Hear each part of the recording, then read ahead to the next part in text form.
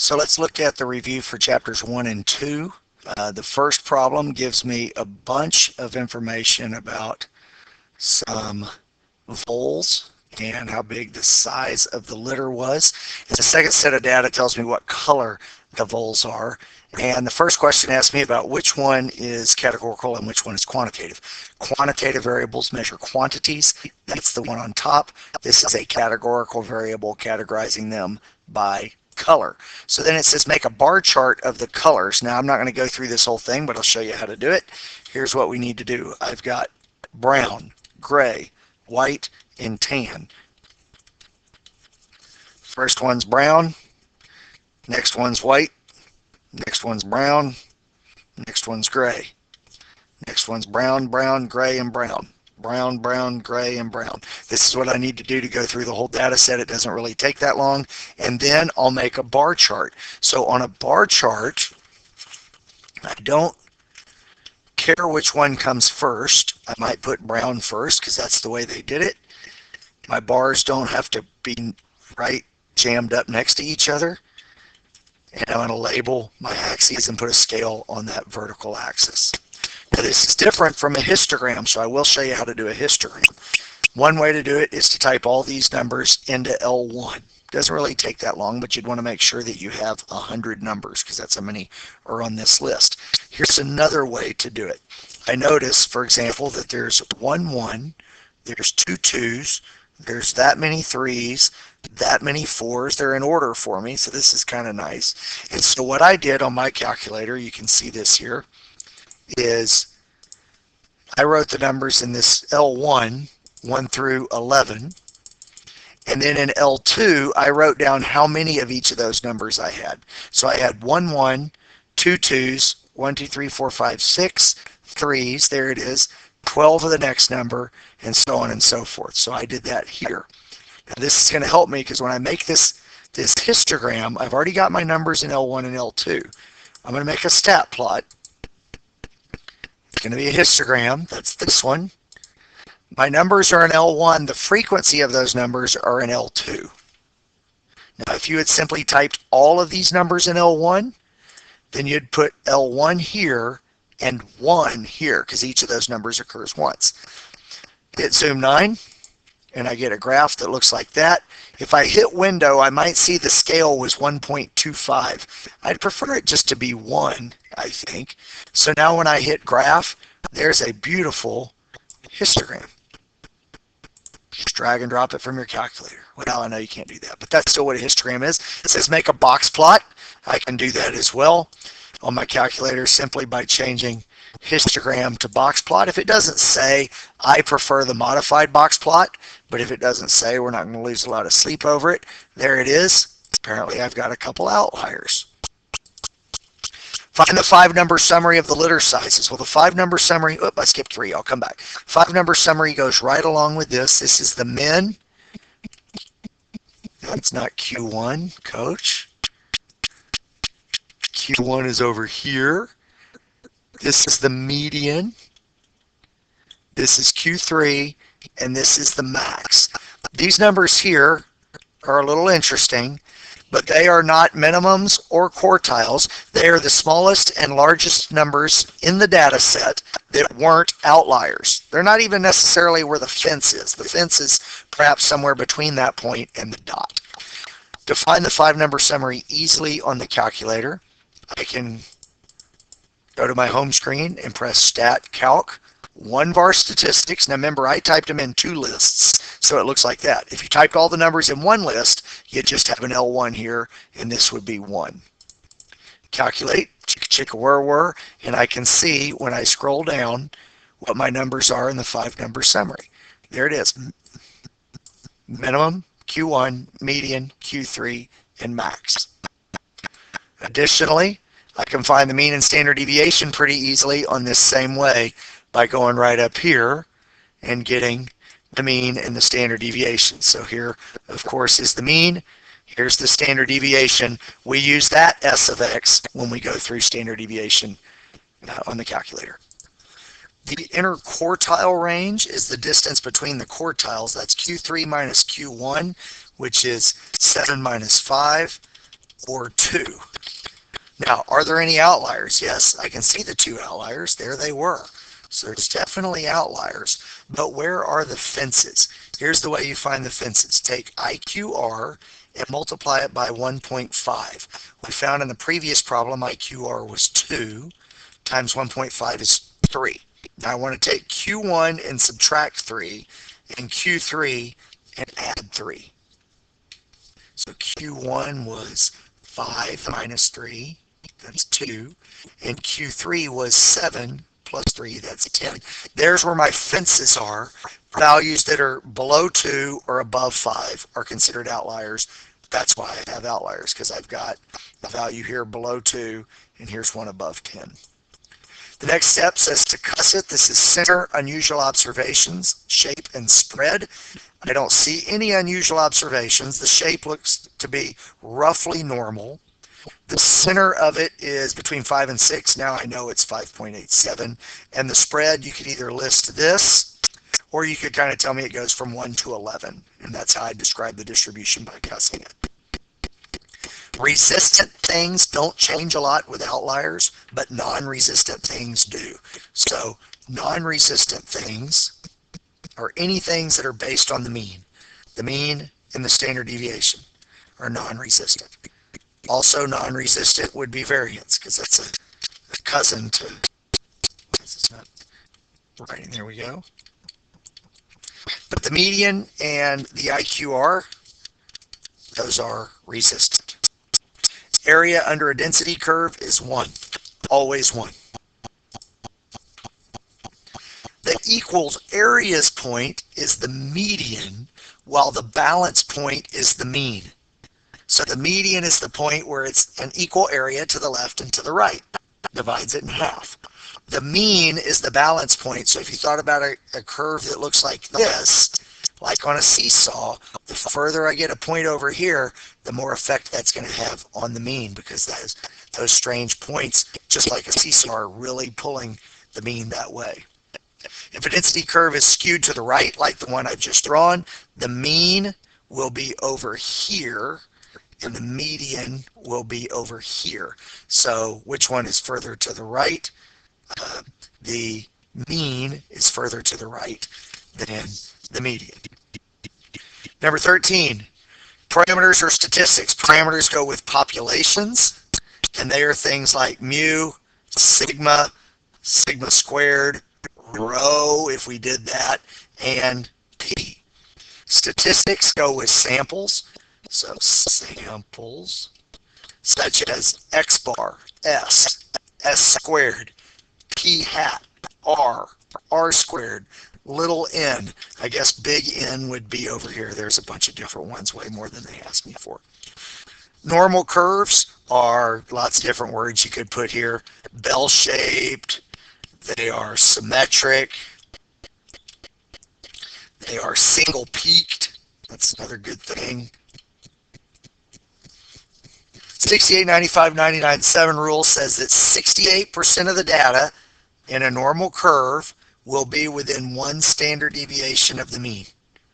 95% of the data will be in here somewhere within 2 standard deviations of the mean, and virtually all, or 99.7% of the data, is in here. Sketch the graph here for distribution of pregnancies.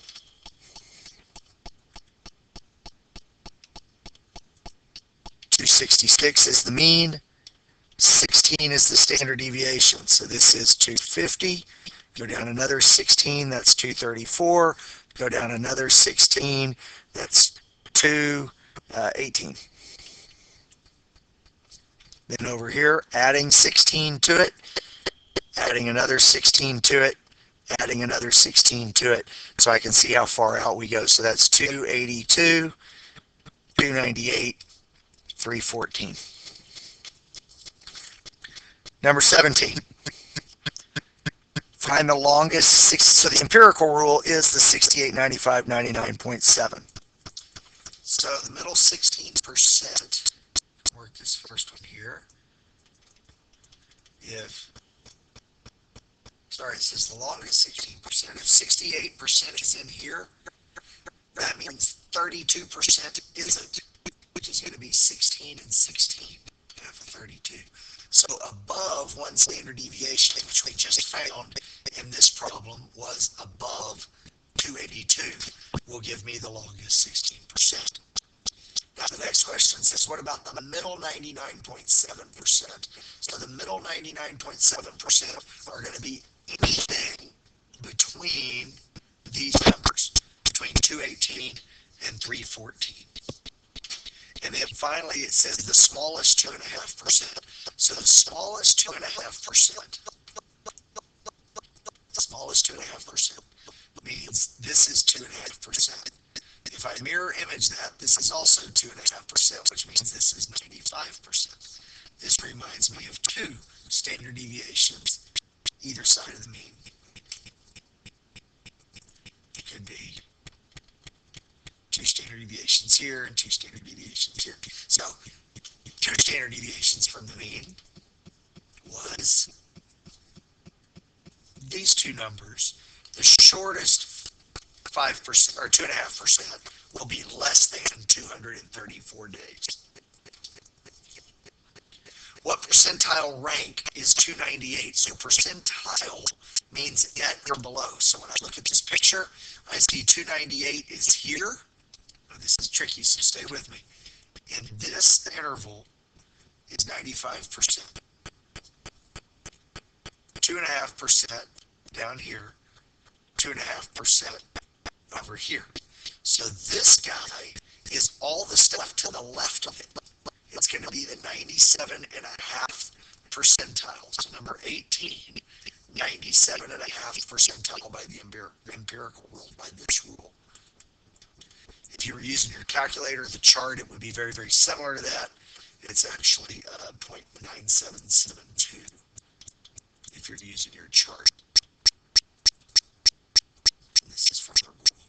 Basically the same thing. What's z-scored as a pregnancy of 279 days? So it's the actual value minus the mean, which we see back from this problem. Remember, the mean was 266, and the standard deviation was 16. So that's on top 13 over 16, which is 0.8125. Number 20, what percent of humans have a pregnancy that's longer than 279 days? So I want to know what's the probability I'd get a Z bigger than 0.8125. You can use the chart or the calculator. I'll go ahead and use the calculator. And I use the normal CDF function, that's second vars. Normal CDF. The lower bound is 0.8125. The upper bound is a really big number. And their mu and sigma are 0 and 1. Chicka chicka whir whir. There it is for number 20.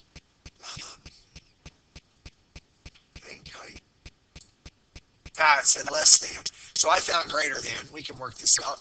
Greater than is 0.208. So less than is 1 minus 0.208, which is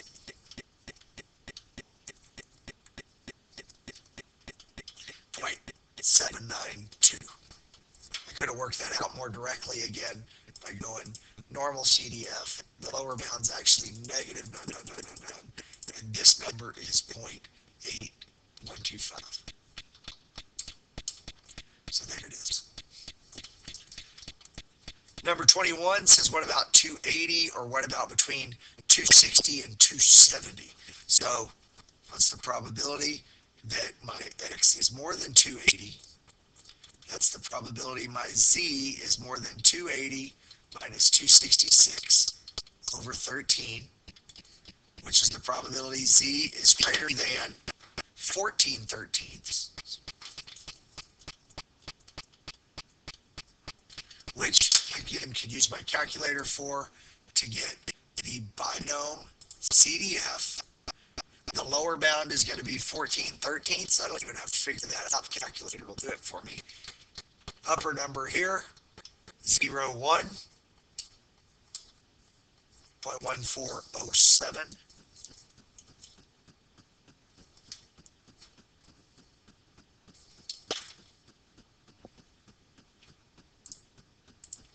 And then on number 22, what percent is between 260 and 270? So that is, oh, wait a minute, I didn't write.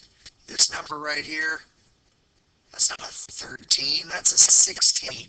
All right, let's go back and check that one more time.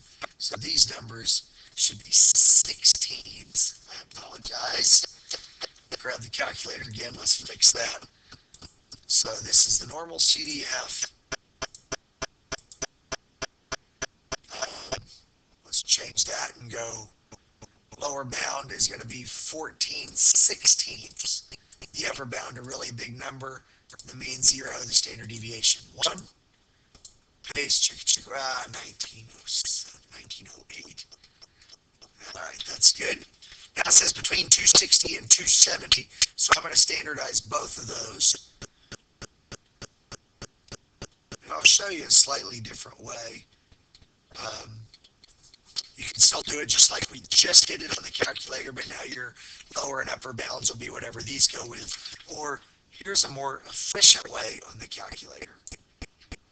If you're not comfortable with 20 and 21, don't do what I'm about to do on 22. Do it the way you've been doing it. But if you are comfortable with 20 and 21, then I can go, the lower bound is 260, the upper bound is 270, the mean is 266, and the standard deviation is 16. So previously I was entering Z's, now I'm entering X's. That's why this mean and standard deviation have changed. And there it is, 0.2449.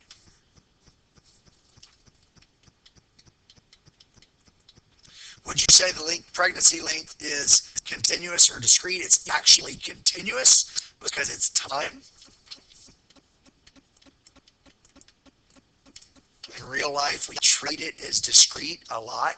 We talk about how many days it went, or sometimes even how many months it went. Rarely do we talk about how many seconds or milliseconds pregnancy lasted.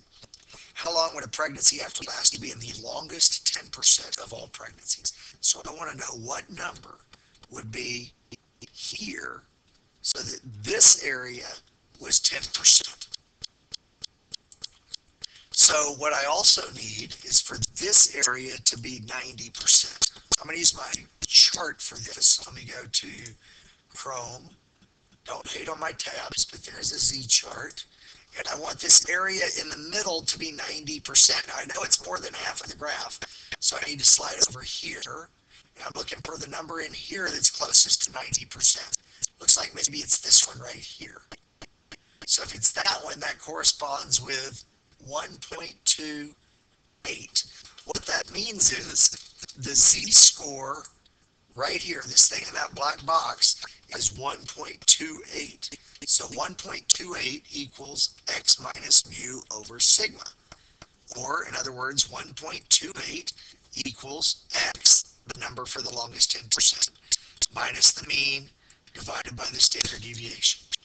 So on my calculator, that's 1.28 times the mean times the standard deviation plus the mean. There it is, 286.48. Pregnancies that last longer than that, longer than 286.5, basically, are in the longest 10%. So we'll write longer than 286.5 days. How short would a pregnancy be to be in the shortest 25%? Same exact idea. I'm going to look up 25% on my chart in the middle. That's in here, but on this side. So 25% is closest to that number, which is negative 0.67. Negative 0.67. So negative 0.67 equals x minus 266 over 16. So on my calculator, it's negative 0.67 times the standard deviation plus the mean. And notice that number is less than the mean because it's less than half the way. So less than 255.28. 255.28 days. Looking at number 26, it said, does the bold information appear to be normal? So again, we're talking back about this graph. Did it appear to be normal? Check the 68, 95, 99, 7 rule. Okay, so I've still got this data in my calculator. And to check the actual percentages, here's what I need to do. I'm going to change the scale on my calculator. So when I need to change it back to histogram.